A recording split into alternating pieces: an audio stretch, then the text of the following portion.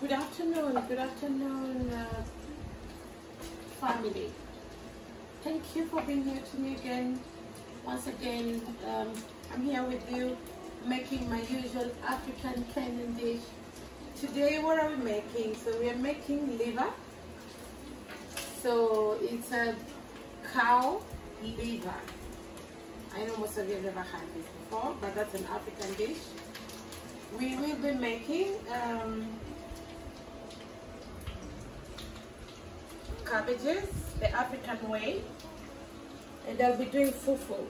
So guys, look at this. So this is my African kitchen. This mama is busy, and I'd like to introduce you to my African basket. We are saying no to plastic, saying no to things made in China. So this is an African basket that I use. You can use it as a food basket or just put your onions and tomatoes. So welcome guys, welcome to my kitchen. I'll also be talking a little bit about the justice system and a few cases that we've had in Toronto, and mostly these are black cases, and the justice system, the way it never works for the black people in this country. So thank you.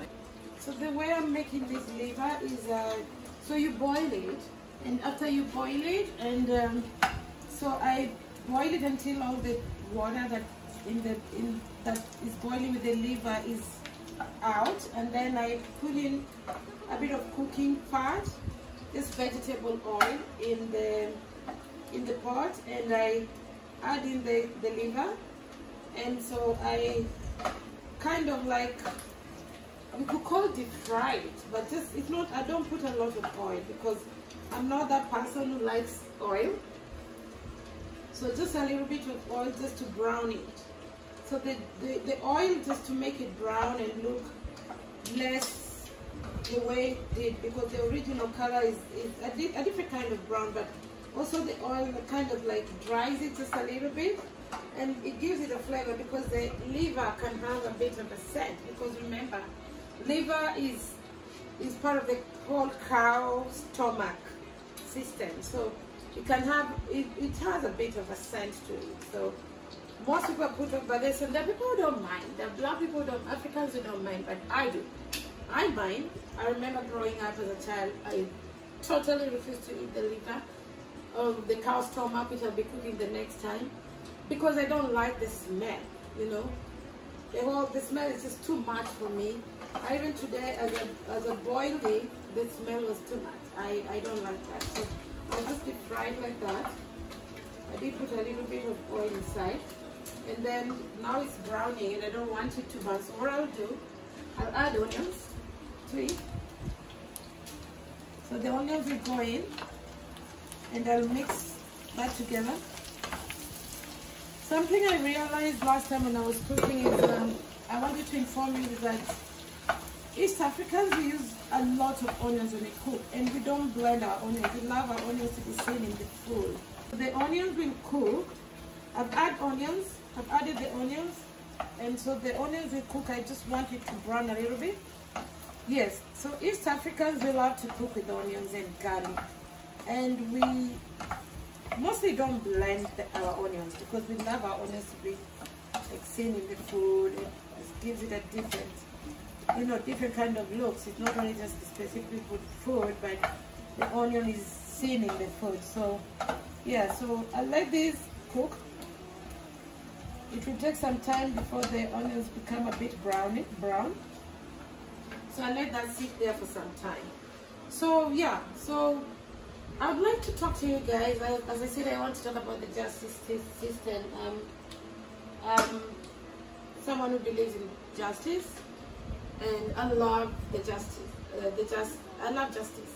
I love justice as much as the justice system is very disappointing.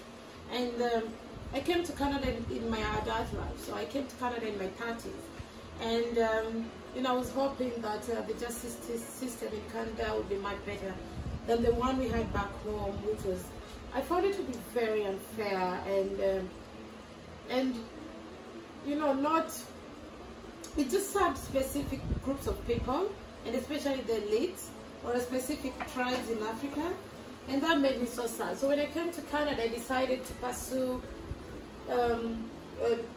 law, and I decided that I was going to study international human rights law because I wanted to be able to speak out and defend my people, you know.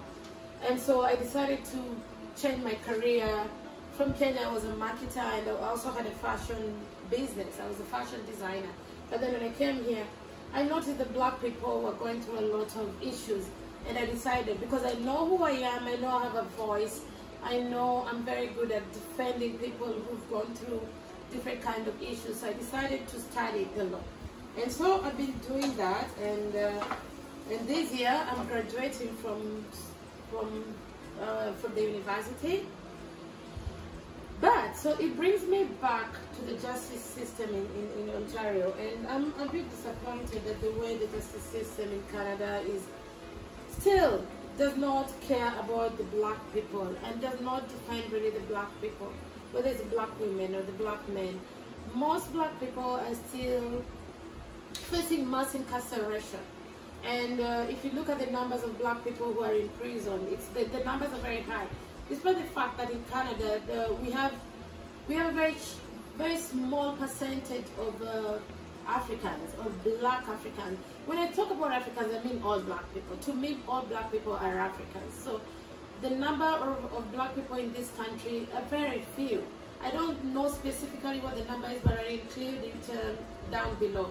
So, but most of the men and the women are incarcerated, are in the justice, face the justice system. You know, they're arrested by the police, they face police brutality, and of course the mass incarceration. And so there's a story that came up last week or a few weeks ago, but a few years ago there's a young man, I'll include the story down below, Miller, Miller Dafonte. He was a teenage boy who was arrested. And he was arrested for being beaten up by a cop. So a white cop and his brother. So this boy was allegedly accused of stealing, I don't know what, stealing from this cop. The story is down below. And he was accused. He was beaten up by this brother. He was thoroughly beaten up. He lost his eye. And so recently the case, this case came to an end. And so yes, so I was talking about the Dafonte Miller case. So the judge made a verdict, and so he decided that the cop was one of the white guys. So it was a cop and his brother. So his brother was not a cop, but the other man was a cop. Dafonte was assaulted by two white men. So anyway, the judge made a verdict, and so the brother, the cop was found guilty, but his brother was not found guilty, despite the fact that these guys assaulted this black teenage boy with an iron rod and destroyed his eyes completely. But the judge ruled that the brother was not guilty, you know. And that really saddens me to see that the justice system, despite the fact that there's evidence, there's good evidence that this guy, this teenage boy, was brutally assaulted by this white cop and his brother, that the justice system does not care. They do not care. They will.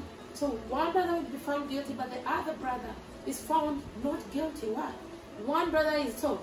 To me, it just seems like a family. So okay, the white mother is crying. Okay, don't take both my sons to prison. Take this one. So you sacrifice one who is the cop, but the other brother goes free. What for assault? So it's very sad, and I'm so very disappointed, you know, in the justice system and how the justice system works. As much as I want to be part of this system, I really question it, you know, being part of this system. That am I going to be complacent? Am I going to be complacent?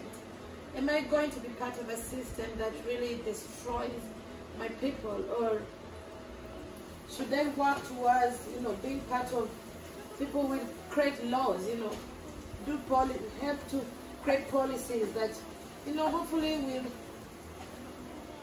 be a bit more lenient to the black folks, and not completely destroy them and take them away from them, from their mothers, you know, rip black families apart, and to take men away from their wives and from their children, and even from their sisters and brothers. So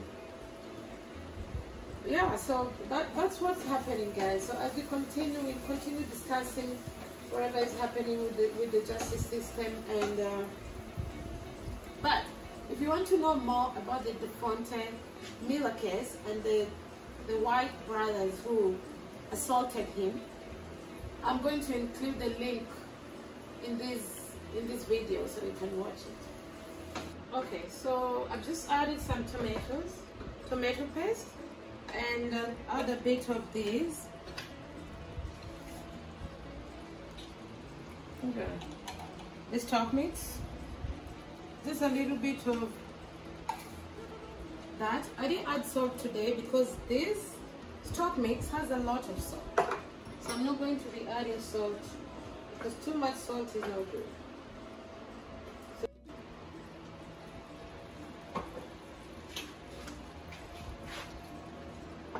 I've added coriander.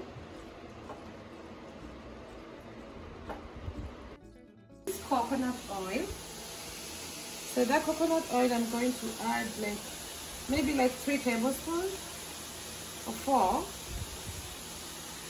I'm not a fan of oil, guys, you know that. I don't want to get sick by eating too much oil. So that is cabbage, white cabbage.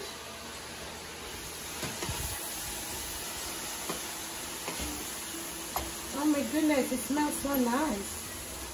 It smells delicious. So yeah, and you know what? I just love making my vegetables the African way because I'm going to add tomatoes. Because with the coronavirus, we don't know who is out there touching our vegetables. So you just cook it a little bit, you know. Cook it a little bit to just kill some germs. Kill the germs in the vegetables. Give it a good, beautiful look like that.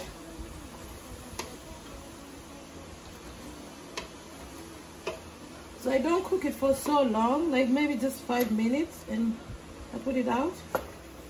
So it stays crunchy and delicious. I don't like the shape. If you want to add salt in yours, it's up to you. You can add salt.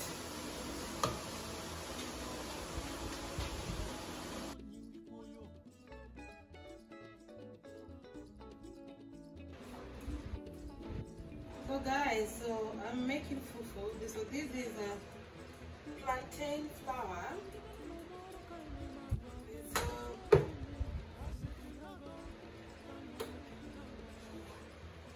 Here we go.